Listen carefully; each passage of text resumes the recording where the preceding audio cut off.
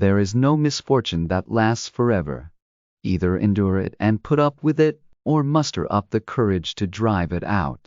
You have to choose one of these two methods. Once upon a time, there was a small village nestled in a valley surrounded by majestic mountains.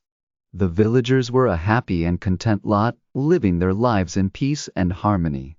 But one day, disaster struck. A huge storm hit the village, destroying homes and crops, and washing away bridges and roads. The villagers were left devastated and hopeless, unable to rebuild what they had lost. Days turned into weeks, and weeks turned into months, and still, the villagers were struggling to make ends meet. They were caught in a cycle of despair, unable to see a way out of their misfortune. That is, until a wise old man came to their aid. The old man had seen many hardships in his long life and knew that misfortune never lasted forever.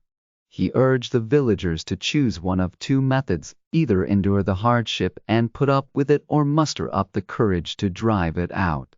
The villagers were hesitant at first, but the old man's words started to sink in. They began to realize that they had a choice in how they reacted to their situation.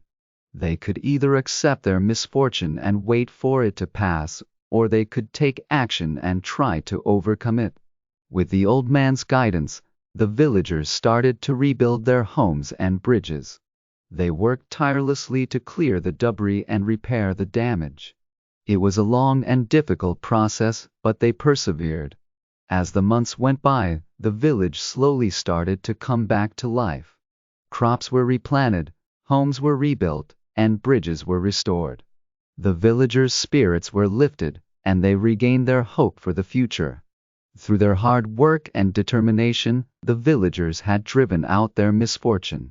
They had chosen to muster up the courage to overcome their hardships, and it had paid off. They had learned that there is no misfortune that lasts forever, and that with patience, perseverance, and a little bit of courage, they could overcome anything.